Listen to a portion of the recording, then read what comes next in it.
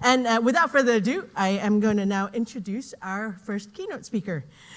So we have Rachel Coldicutt, who is a researcher and strategist and founder and executive director of Careful Industries and Promising Trouble. She's specializing in the social impact of new and emerging technologies. And I just want to say that I love her title of her speech. It'll be called Let's Make AI Work for 8 Billion People and Not 8 Billionaires. So without further ado, here's Rachel. We will have a bit of time for some Q&A afterwards, but then she will come back on stage along with our other keynote for a more detailed one later. So if you have questions, please send them in via Slido. Over to you. Hi, hello everyone. Lovely to be here. So I am here to talk about how we can think in a different way about AI. I think it's very easy to lean into the hype. And sometimes when we let hype make decisions, we don't get the greatest outcomes. So what I'm going to spend maybe the next 20 minutes talking about is how we can collectively make a better choices.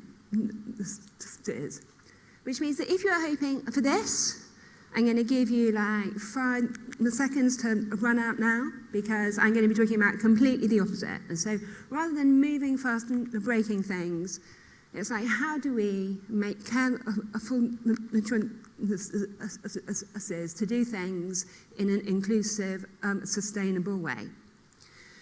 So what does that mean? What does it mean to make a careful choice? As we heard just now, like AI helps us to do more faster. It intensifies things. And I think one of the things we need to think really carefully about is what is it we want more of and what do we want less of? When we're applying something that makes everything more, how do we make a good choice? So it's absolutely the case that AI can help us be more efficient about some sorts of things, procedural things, right? Things that we can break down into work flows, logistics, really. It can also, I think, where we have great data, lead to amazing outcomes. But these are just two sorts of the hundreds of thousands of things that happen in the world. And I think a lot of the time, because some of the people who make the technologies that we are given don't quite know what it is they're making, don't quite understand the potential, but they basically want to make a lot of money. They kind of leave things slightly ambiguous. And so when we're intensifying things, when we're choosing AI, when we're using the GPT, where we're sort of leaning into another Microsoft product, is the thing we really want to do to make these guys richer? Is that like our collective aim? Is our collective aim to maximize the amount of water, electricity that is used to do carbon mining? I think one of the most extraordinary things, if you look at the global level, is the DRC ought to be one of the richest countries in the world, and it is not. It is torn apart by people extracting minerals to make phones, right? Do we want that world? Do we want to be in a place where vans like that are parked on the corner of roads to take photographs of everyone? Do we want to not trust kids who go to the school? And I know what I'm saying here, these are all like very negative things, but these are very negative things that are happening every day. I think every story here is from the last week. These are not, I haven't been saving these up. And I mean, it wouldn't be a talk about AI in 2024 without this photo, which I'm obsessed with.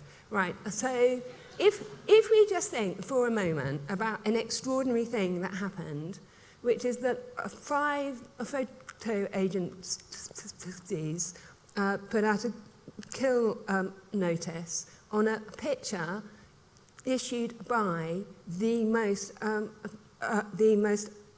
trusted institution by lots of people, right?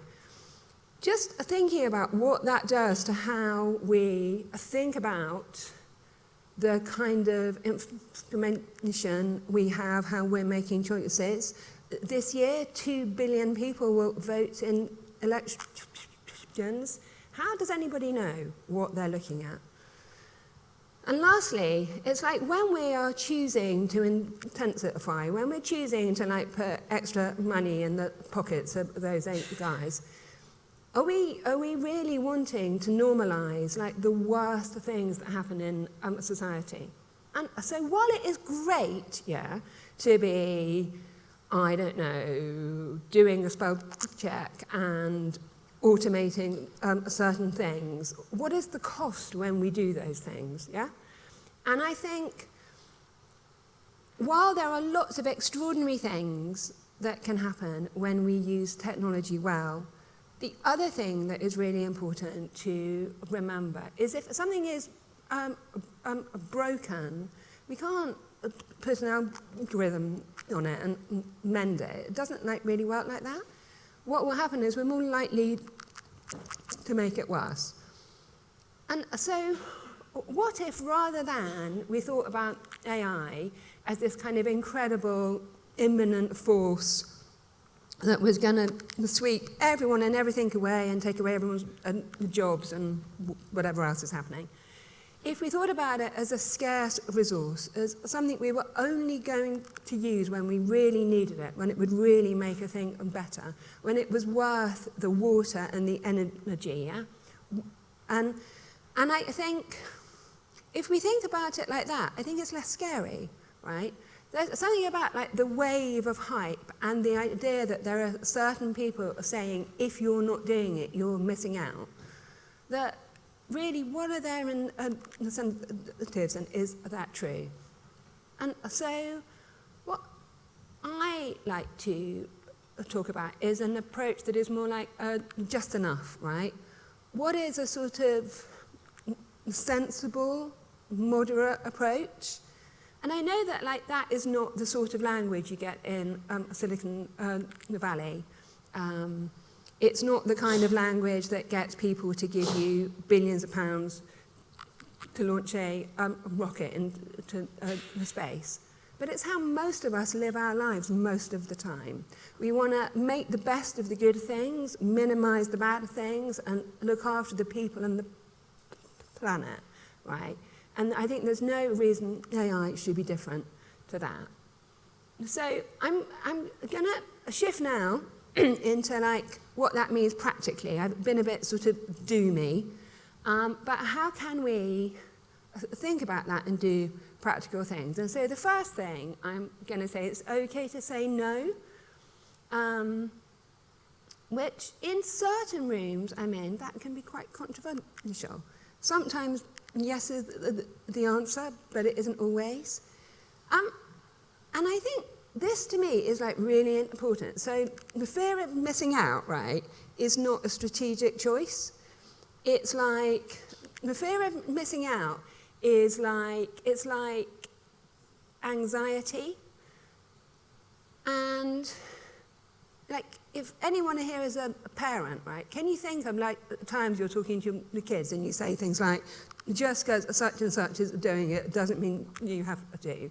Basically, that's the thing I mean here, right? But it can feel very hard because we have companies who make billions and billions of pounds spending millions and millions telling us we're missing out, right? Is that true? I don't know. And so when we are making a strategy, I love this quote here, that the essence of a strategy is purposeful choice.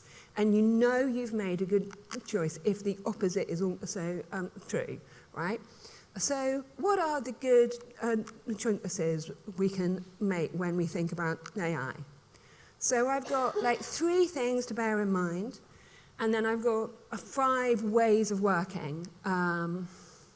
So the first is, and we've heard this loads, and I think it's absolutely amazing for me to be at an event where every other person who's spoken has said this: people first always, right? I noticed that yesterday a think tank published a report about the impact of automation on jobs. And the idea that anything is an inevitability, I think, is something we need to resist. What if we went into these conversations, into these meetings, procurement and purchasing, the way we think about the world, not thinking innovation first always, but people first always, and anchoring that as a core value. I think one of the really important things that I will talk about more in a moment is that some of the times that AI turns into having negative impacts and intensifying bad outcomes is when it is used to automate things we don't understand. And so, for instance, I'll give you an example. In social care, right? So social care is one of the hardest problems that anybody works on. You're looking after vulnerable people at difficult moments in their life. And there's a number of local authorities across England who use algorithmic decision-making to identify which children are at risk. Really, what they could be doing is they could be using algorithmic decision-making to do diary planning, route planning, optimize the things that everybody knows how to do in order to liberate more time for the people and the experts to apply themselves to the harder things. Like, when we automate the black box, we know even less about what is happening in it, right? But if we automate the things we really understand, then actually we can bring our intelligence and sense to working around them. The other is that, back to one of the slides I shared earlier, I think in an increasingly AI-driven world, it's very easy to think that data is the most important thing, right? It's very easy to think that everything can be quantified and broken down, and to ignore the richness of life as it is lived. And I think if we're going to be automating more things, we need to do that with an understanding of what that means for people. We need to do that with an understanding of what is missed out when we rely on data. We need to do that with, thinking about how the way that data is collected and organized sometimes reflects some of the greatest power imbalances in society. And if you're missed out, incorrectly represented, then data like that doesn't help you. And so how can we put at the center of data-driven decisions the real-life experience that people have had? And I'm going to end with 5 ways to do this practically. So, I've been working on the internet for a long time, and I spent about 20 years in product before moving into policy.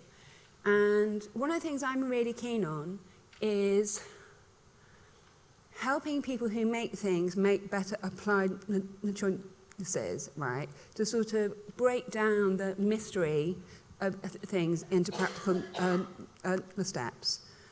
And so we have an approach that we use to work with organizations to do this, where you're kind of looking at what is really important to you and taking a detailed view. So the first is thinking about your values, right? And how, going back to the idea of intensification, what is it you want more of? What do you want less of? What are your red lines? Who can you kind of trade off, right? Who can you realistically say, it's okay if there's a bad outcome here? And where are the times that it has to work all the time, right? So you start with the values.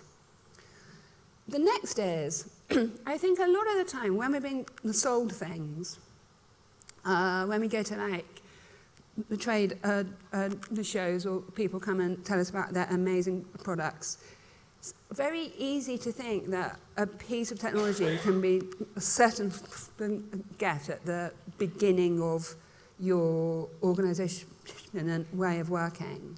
But again, to like bring that question about what is it you need more of and what do you need less of, can you break it down, and rather than kind of waking up tomorrow and saying, I don't know, healthcare will be totally automated, can you say, what are the 2 or 3 things where this would make the biggest difference, right? And then to be even more granular now, because actually, this may not seem very exciting, but this is how to automate. This is how to bring AI to your business or your organization or your public service. It isn't like, I don't know, the jazzy, sparkly rockets and things. It's like boring things like, what are your procedural things? What are your really complicated tasks? What are the variables where sometimes it works a bit like this, sometimes it works a bit like that? I think everybody has been in a customer service queue desperately trying to talk to somebody and being batted around from like bot to bot, right? What are the times when something can be automated and it cannot? And then, like, where are the points in what you're doing overall where automating it would be like a really bad idea? And where would it generally liberate and lift things up? And so rather than like leaning into the magical and the hype, can you actually double down on the specific? And then lastly, I think this is the most important thing, right? When you've applied any kind of technology to a way of working or created a product, it's understanding how it will act in the world and monitoring that over time, right? So the real work of whether we call it responsible AI, ethical AI, mechanical AI, is the long term. It's monitoring and understanding and thinking about what will happen next and having ways of working with that. And so what all of that gives you is, rather than a sort of sales pitch, it gives you a set of really clear indicators of what to be thinking about, where to optimize, where to monitor and make a plan. And so on that very practical note, I will leave you with and implore you to buy a shirt, because really, you know, I think there's such a lot of great marketing that comes out of very big technology companies who can throw all their money at it. But actually, every time we turn up in a meeting, speak at an event, we can radiate the intent that we want the internet and AI to be better for everyone. Thank you very much.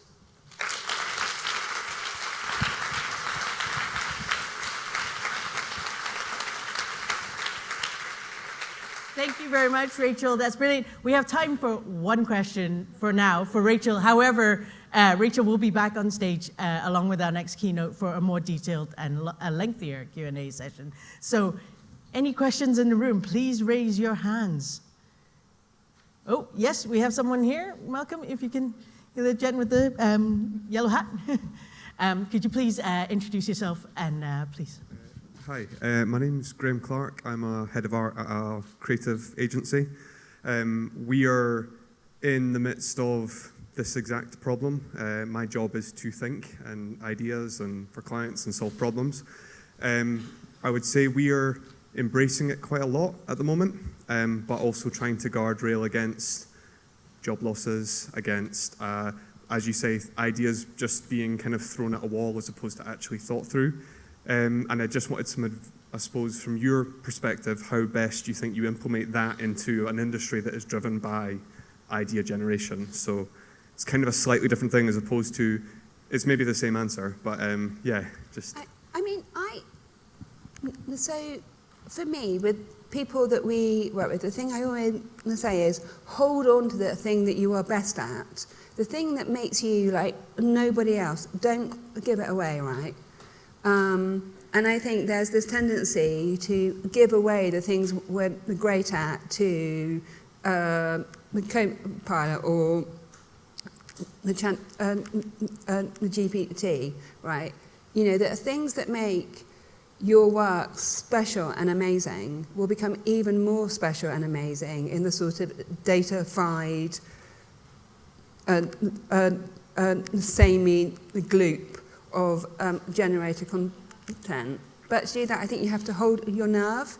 And I think, particularly, I really, really hope this is I haven't talked about it, but things like copyright need to be legally protected, you know, and we really need to be sort of acting together to ask the government to put those guardrails in place. And so while there are a bunch of things that maybe you can do strategically, the other thing is collective action. So who are the other people who need those protections that you need, and can you join together and ask for more? And that's a whole other thing, which I think is probably the other vital thing for making sure AI works for everyone. Thank you very much, Rachel. Another round of applause. Sorry. Thank you.